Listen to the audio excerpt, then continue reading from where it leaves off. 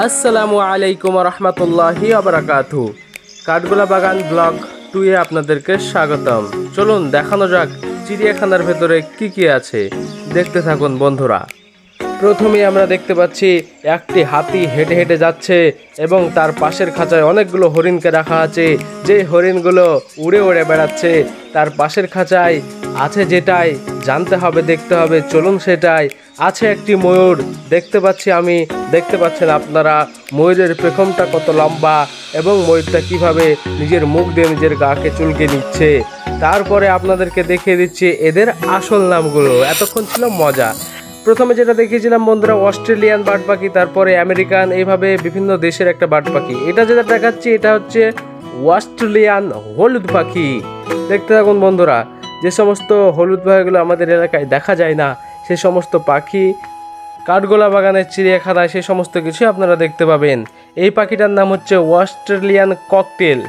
যিনারা এই কাঠগোলা বাগানের দায়িত্বে আছেন বা চিড়িয়াখানার দায়িত্বে আছেন, তেনারা এমন পরিকাঠামো করে সেই পাখিগুলোকে সুযত্নে রেখেছে যেন পাখির কোনো ক্ষতি না হয়। হাড়ি দিয়ে সুন্দরভাবে তেনারা যে পাখি যেভাবে থাকতে অভ্যস্ত, যেভাবে থাকতে পছন্দ করে সেইভাবে রাখা হয়েছে। এটা দেখুন, এটা দেশি টিয়া পাখির মতো অনেকটা দেখতে, হলেও কালারটা আলাদা, সেই হিসাবে পাখিটাও কিন্তু আলাদা। আমরা গিয়েছিলাম 5 বন্ধু, খুবই মজা করছি। আপনারাও চলে আসুন 6 বন্ধু, দেখবেন কত মজা হবে আপনাদের। যাই হোক বন্ধুরা, আজকের ভিডিওর পুরো ডাবিংটাই হবে একটু মজার ছলে। যখন দুজন পাশাপাশি জোড়া হয়ে বসে আছে, আমি আমার বন্ধুকে বললাম, দেখ একটা পাখিরও কিন্তু জোড়া হয়, কিন্তু আফসোস তুই বিয়ে করিসনি, তোর কোনো জোড়া নেই। বন্ধুরা, এই জন্য আপনাদেরকে বলছি, বিয়ে হচ্ছে উত্তম কাজ। আপনারা যিনারা এখনও বয়স হয়ে গেছে বিয়ে করেননি, অবশ্যই বিয়ে করেন। বিয়ের মতো ভালো কাজ দুনিয়াতে আর কিছু নয়। ইসলামও সেটাই বলে, বিয়ে মানে হচ্ছে ইমানের অর্ধেক এখনও অপূর্ণ রয়েছে। বিয়ে হয়ে গেলে ইমানের পরিপূর্ণ হক আদায় হয়।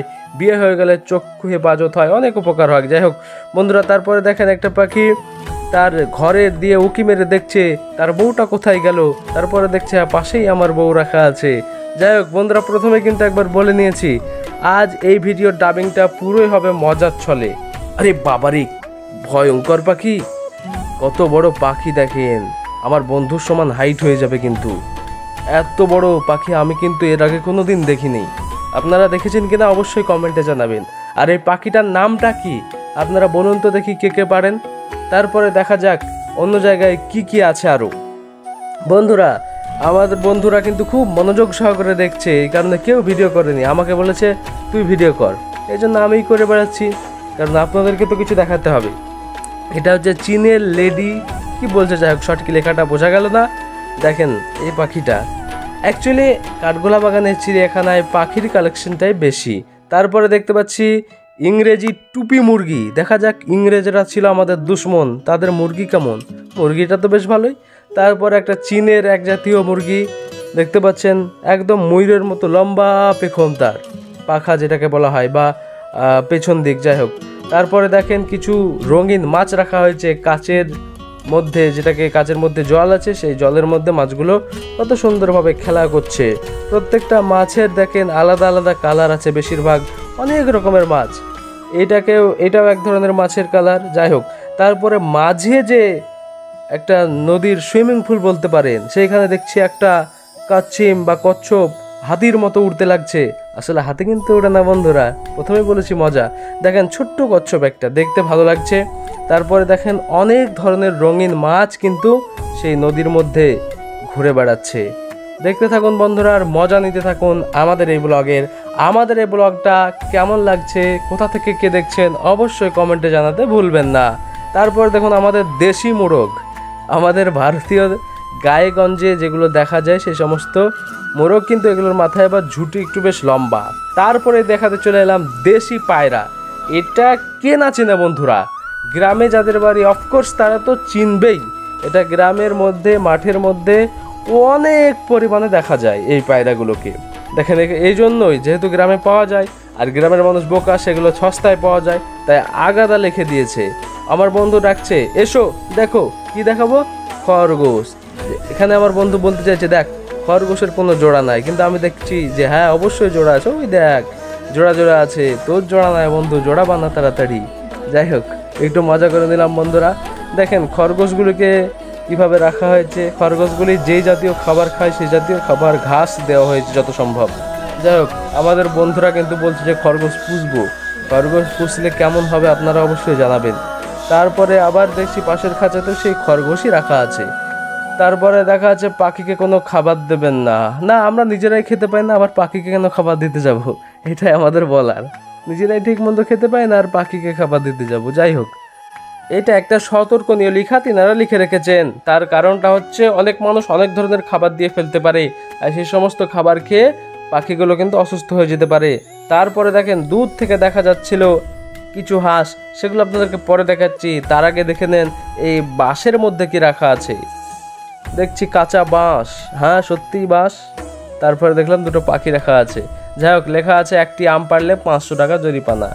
আমের প্রতি আমাদের কোনো আকর্ষণ নেই, কারণ আমাদের গ্রামে অনেকগুলো আমের গাছ আছে। আপনারা যদি দিতেন জাম গাছ তাহলে কিন্তু আমাদের জামের প্রতি আকর্ষণ থাকতো। যেহেতু একটা জাম গাছ ছিল সেটা কিন্তু কেটে ফেলেছে, সেই হিসেবে আমাদের গ্রামের আশেপাশে সেরকম কোনো জাম গাছ নেই। তারপরে দেখতে থাকুন বন্ধুরা, আপনাদেরকে বললাম যে হ্যাঁ হাঁসগুলি দেখাবো। তার আগে আমাদের হাঁটা চলা কিছু আমাদের আনন্দের মুহূর্ত দেখে নেন, আমরা কতটা খুশি হয়ে আছি। তারপরে দেখে নেন এই হাঁসগুলো। আসলে হাঁস তো না, পুরো বাস, মানে এক কথায় হাঁসে কিন্তু প্রচুর খাবার খায়। যিনাদের বাড়িতে হাঁস পুষেন আপনারা জানতে পারবেন। আরে বাবার, এগুলো আবার কি উট নাকি? আসলে বন্ধুরা দেখেন, উট কিংবা জিরাফ বা জেব্রার মতোই কিন্তু এই পাখির গলাটা লম্বা, সেই হিসাবে পাখির নামটাও কিন্তু অ্যান্টিক, উট পাখি। যাই হোক বন্ধুরা, কাঠগোলা বাগান থেকে আমরা বেরিয়ে পড়ে চলে এসেছি। সম্পূর্ণটা আপনাদেরকে দেখায়নি, যেহেতু আপনারা বোরিং ফিল করবেন। তারপরে খুঁজতে লাগলাম আমরা আসরের নামাজ পড়ার জন্য একটা মসজিদ। অবশ্যই পেয়ে গেলাম মসজিদ। দূর থেকে মনে হচ্ছিল তালা লাগানো, কিন্তু না, তালা আদৌ খোলা ছিল। তারপরে আমরা নিজেদের মতো নিজেদের জরুরত সেরে উজু করে মসজিদে নামাজের জন্য আমরা অবশ্যই, যেহেতু নামাজ মুসলমানদের জন্য, প্রত্যেকটা মুসলমান নরনারীর জন্য নামাজ ফরজ, সেই হিসেবে আমরা কাঠগোলা বাগান থেকে বেরিয়ে এসে নামাজটা পড়ে নিচ্ছি। জায়গাটা আপনাদেরকে একটু বলে দিই যে এই জায়গায় নামাজটা পড়ছি। আপনারা যিনারা লালবাগে যান অবশ্যই কাজে লাগবে। রেজিস্ট্রি মোড় কিংবা জেলখানার মোড় যেটাকে বলে, সেই মোড়েরই বাম দিকেই একটা সুন্দর মসজিদ আছে, যেটা আপনারা ভালো করে একটু খেয়াল করলে বুঝতে পারবেন। এবং আপনাদের নামাজের ওয়াক্তগুলো যেগুলো, সেগুলো অবশ্যই আপনারা নামাজগুলো পড়ে নেবেন ইনশাআল্লাহ, আশা রাখছি। বন্ধুরা দেখেন, উজু করার পর মনটাও অনেক ফ্রেশ লাগছে, দেখতেও অনেকটা সুন্দর লাগছে। যেহেতু অনেকটা ময়লা মুখের মধ্যে পড়েছিল, ধুলোবালি পড়েছিল, তো আমরা এখন মসজিদে যাব। আমার বন্ধুরা উজু করছে এবং সকলে মিলে নামাজটাকে আদায় করব। আজকের মতো ব্লগটা এখানেই, দেখা হচ্ছে আগামী কোনো ইসলামিক ব্লগে। আর হ্যাঁ, অবশ্যই শেয়ার করুন।